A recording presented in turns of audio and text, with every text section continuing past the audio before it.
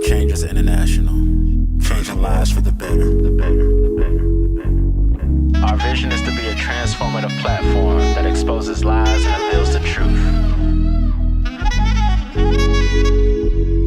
Mind Changers International, we on a mission, masking the falsehoods with every new edition. We're here to enlighten your mind with this vibration, expose the lies, speaking truth, normal conversations. Mind Changers International, we on a mission, masking the falsehoods. All right, y'all, welcome back to Mind Changers Podcast. Listen, my power went out. I don't know what happened, but I am back. So listen, let me get back into this episode. I do apologize for that. I just don't know what happened. I thought I had it plugged up, but hey, it went out on me and we died.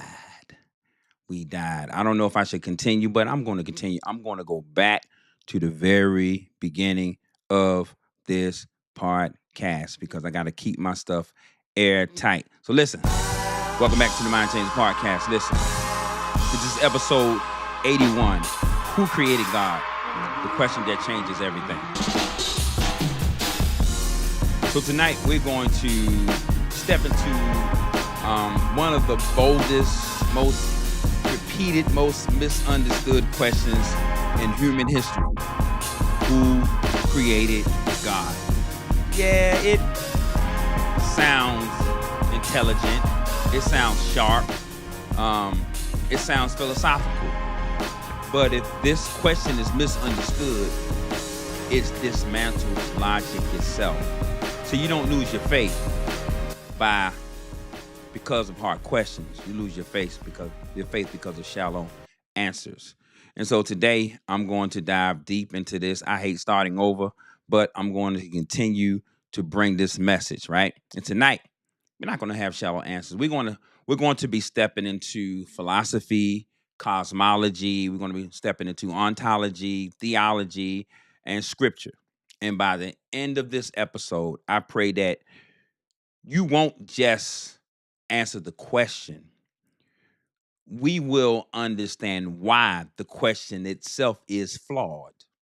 That's what we would understand, that the question itself is flawed. And, you know, as a young believer, nobody ever really tried to tackle who created God. We didn't really care. We knew he existed. We believe he existed. We have experiences that tells us he exists in all frames of our faith. And so tonight, if you're on YouTube, I hope y'all guys come back on. You can have a conversation with me live here on the podcast. So when someone says, you know, who created God, they are often committing what philosophers called a category error. But before we get that, you know, I'm gonna pass my disclaimer. So let's go to this category error because I want to explain this to you because sometimes people can say things and give you phrases, and if you don't know what they mean, even though you heard it, it doesn't make sense. It doesn't matter. So let's talk about a category error, right? It's a logical mistake that happens when someone assigns a property to something that does not belong in the category. And I'm gonna give you an example I gave earlier. What color is the number 7? But you say to yourself, well, 7 ain't a color. So 7 does not belong in the category of color. Likewise, asking who created God assumes God belongs in the category of a created thing. But biblically and philosophically, God is not in the category of a created beings. He's not. And so he is in a category all by himself. And he proved that when he approached Moses and Moses asked him who he was. He says, I am that I am. Now, this is what we call ontology, the branch of philosophy that studies the nature of being and existence. See, God is not saying, he didn't say to Moses, I became. No, he didn't say that to Moses. He didn't say I became. He said, I am that I am. Let me see what my next slide is because I got kind of thrown off. Okay, all right, that's my next slide. So I'm not going to go there. All right, see, God is not saying I became. He's not saying I evolved. And I know a lot of people believe in evolution. Evolution is not a creator. Evolution only takes place after something has been created, like the car. The car started out with a crank on it. Now we got push button start. The car evolved. Evolution has to have assistance. Well, when cars evolved, people made better vehicles. Computers evolved. What happened? They made better programs, better software, better hardware. See, God declares self-existence when he said, I am. Not past tense, not future tense, present eternal reality. So now I want to get to segment 2. Now I hope everybody come back on because I saw a couple of people on. Yeah, I lost power and I kicked myself off the platform. So let's talk about the principle of causality, right? So here we go. Everything that exists begins to have a cause, right? This is called principle of causality, right? The philosophical principle that every effect must have a cause, right? You begin to exist, your parents cause your existence. The universe began to exist. So what caused it? Modern science confirmed the universe had a beginning. Then we talk about Big Bang cosmology, affirms that space, time, and matter began roughly 13.8 billion years ago. If time began, the cause must be outside of time. Follow me, y'all. If space began, the cause must be outside of space. If matter began, the cause must be immaterial. See, the cause must be timeless, spaceless, immaterial, powerful, intelligent. That aligns with the biblical description of Yahweh. So let me provide y'all with a metaphor because I love giving metaphors. Let me provide you with a metaphor. I'm talking about the painting and the painter, right? I've been working on this for a while. So let me give you a picture to kind of help you understand the principle of causality, right? Imagine if we walked into a museum and we saw a breathtaking painting that's hanging on the wall, right? The colors are perfect, the shapes are intentional, the details are precise. Now imagine someone standing beside you saying, that painting created itself. Immediately, your mind rejects that idea. Why? Because paintings don't paint themselves, right? So every painting doesn't paint themselves. So every painting points to a painter. The brushstrokes reveals intelligence. The design reveals intention. The beauty of the painting reveals creativity. But the painting exists because someone outside of the painting created it. Like God created time, right? Now think about the universe. The universe has order. The universe has laws. The universe has structure. Planets orbit with precision. Gravity holds galaxies together, as they say. DNA carries information more complex than any library could. So the universe looks like an accident and more like a masterpiece. So just like the painting requires a painter, creation required a creator. But here's the powerful part of me studying all this, right? The painter is not inside the painting. He exists outside of it. He is not bound by the canvas. He is not limited by the paint. He is not trapped inside the frame. In the same way, If time began, the cause must exist outside of time. If space began, the cause must exist outside of space. If matter began, the cause must be beyond matter, which means the cause must be, and I'm gonna repeat myself, timeless, spaceless, immaterial, powerful, and also intelligent. And family, guess what? That aligns perfectly with the Bible calls Yahweh. It aligns perfectly. And in the beginning, in Genesis 1:1, God says, in the beginning, God created the heaven and the earth. Creation is a painting. God is the painter. Now think about that. God is the painter. And so we know God exists because we see his paintings. We see humans. We see all of the beautiful people he had created. So I want to go to my third segment because I'm trying to get my mind back together after I got kicked off the platform because my battery went dead on my my MacBook.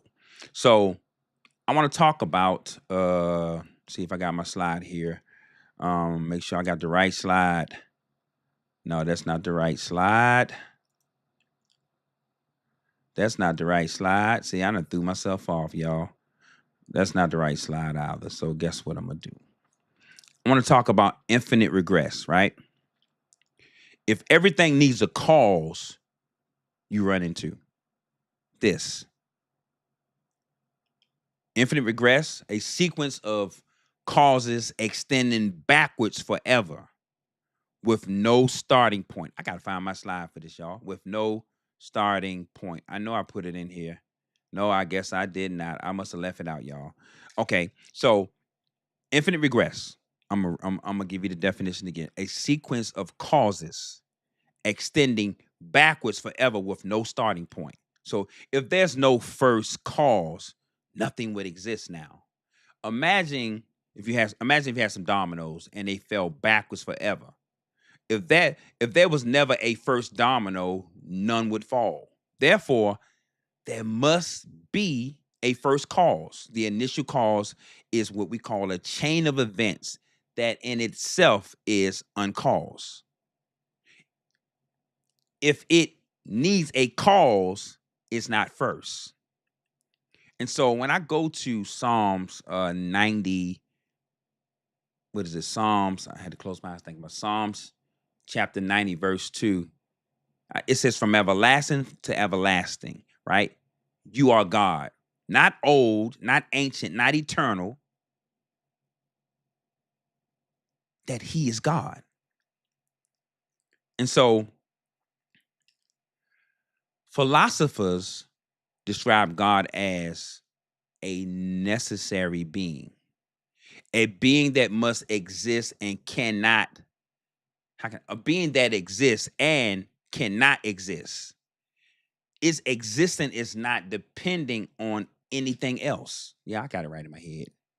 You are, right? A being whose existence depends on something else. See, we depend on oxygen. We depend on gravity, which that's a different conversation. I'll talk to you about gravity. We depend on biological systems, but our God depends on nothing. He depends on nothing. And I think I got my next slide. Let me see. Yes.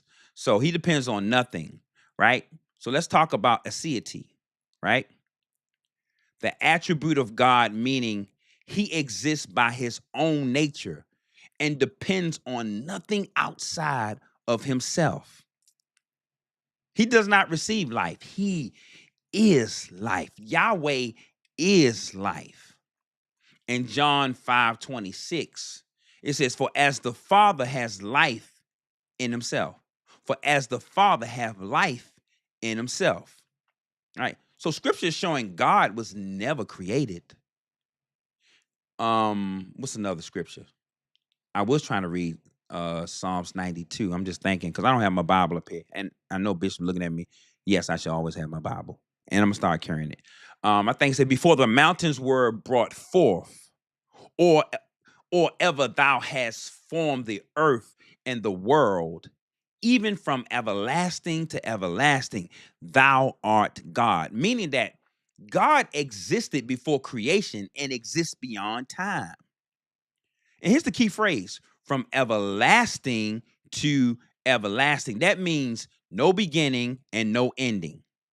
No beginning and no ending. And I'm gonna be a little redundant. I'm gonna go back to Exodus 3:14.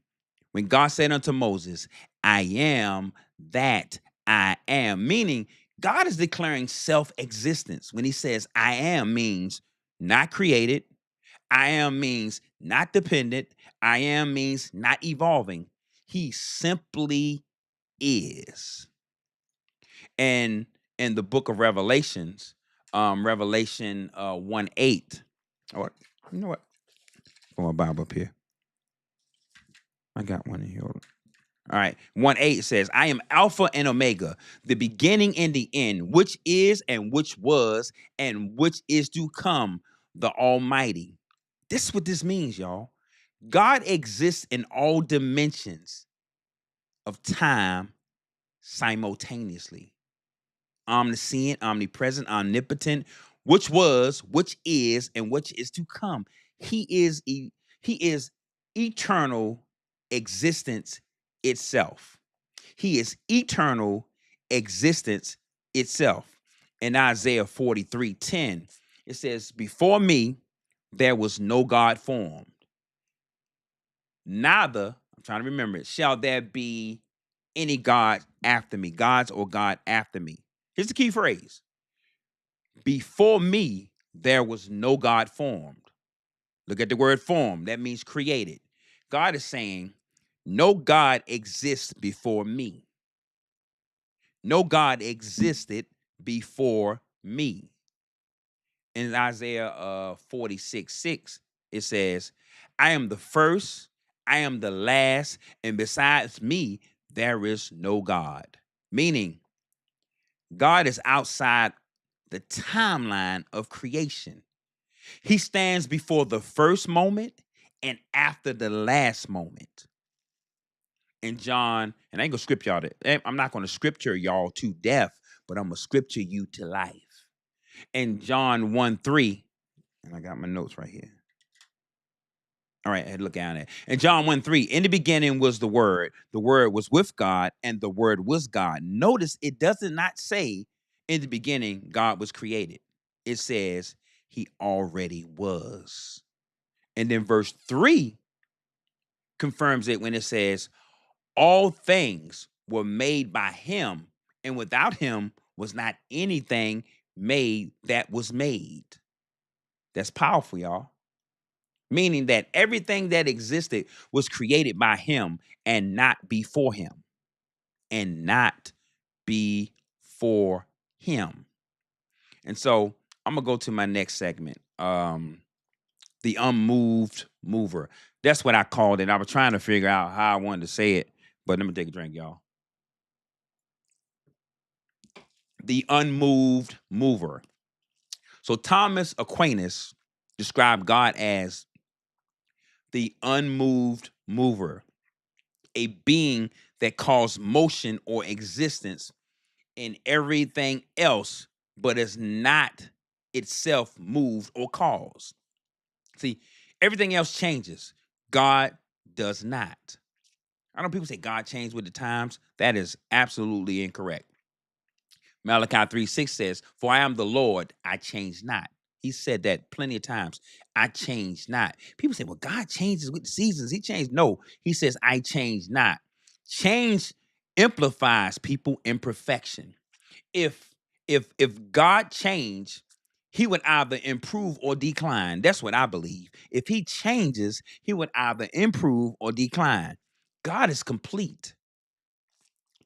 Scripture references says it completely that God, creation changes, God does not. If God changed from non-existent to existent, he would change. But he says in his word, I change not. And guess who else said that? Yeshua. Jesus Christ said it in Hebrews 13:8. Jesus Christ said, I think it says, Jesus Christ, the same yesterday, and he ain't said it, it's a state. The same Jesus Christ, the same yesterday and today and forevermore. This affirms that the eternal nature of Christ, which reflects the eternal nature of God, was the same. Galatians, Galatians 1, 16 through 17 says, for by him were all things created, visible and invisible. See, then verse 17 says something powerful. Go read it, y'all. And he is before all things, and by him all things consist. Meaning, God existed before anything that exists. Yeah, that makes sense. God existed before anything I'm trying to put my thoughts together, y'all. God existed before anything exists. So now, I went to 1 Timothy 1:17. It says, now unto the King, eternal, immortal, invisible, the only wise God. And so when I look at that scripture, I see the key phrase, King eternal. See that, right?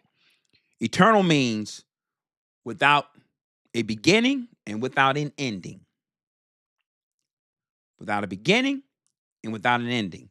I'm going to see if I got my slides up here because I'm a little off tonight, y'all, because I got thrown off.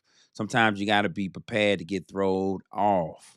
So let me see if I got the right thing up. No, I don't have the right thing up here, but we're going to keep it going. Let me see if it's on this one. Nope, I didn't put it up here. All right. So I want to talk about the doctrine behind these verses. And I'm going to go back to aseity, right? The Bible teaches what theologians call aseity, that God exists by his own nature and depends on nothing, outside of himself. He's not sustained, he sustains. That means he's not sustained, he sustains. So you can say, how can I say this? I want to say it this way. God was not created. Before time began, he was before the universe expanded. He was before light ever shined. He was, right? God is not one being among many. He is being itself. He's a being itself. I think I'm saying it how I want to say it. He's a being itself. Let me get something to drink, y'all. So I want to talk about, in this next segment, excuse me, I want to talk about something that I, came across, which is pantheism versus theism. Some argue that the universe itself is eternal or divine. This is what they call pantheism, right? The belief that God and the universe are identical. Y'all hear me? That's pantheism. But the universe expands, the universe decays, the universe changes, but God does not. Now, biblical theism affirms the belief in a personal, transcendent creator distinct from creation, meaning that the creation depends on God. God don't depend on creation.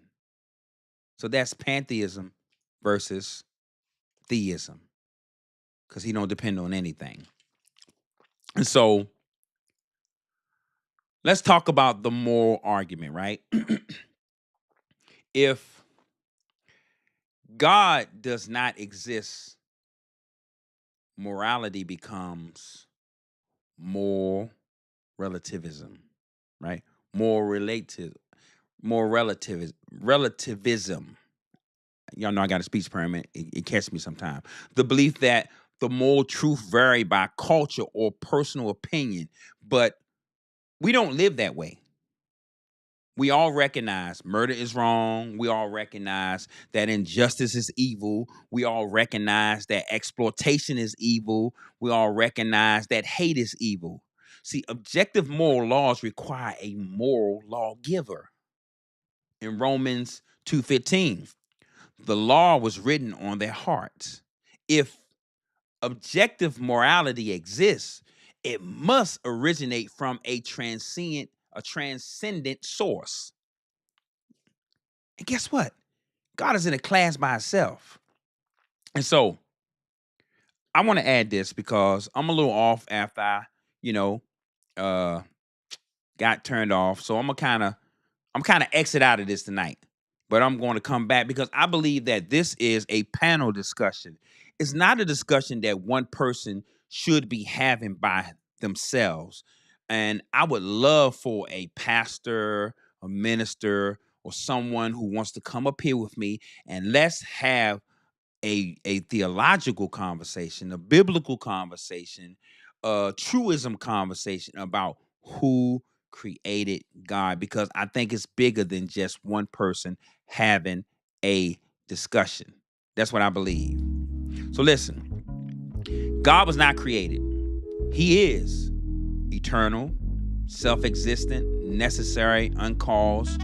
Before time, he was, people. Before matter, he was. Before light, he was. The question, who created God? Assume God is inside reality. Reality exists because of him. God is not one being among many. He is being itself. He's a being itself. And if he is eternal, which we know he is, then your crisis is temporary. If he is uncaused, then nothing can stop his will. If he is self-existent, then he does not depend on culture, politics, or popularity. He is not trending. He is transcendent. And that changes everything.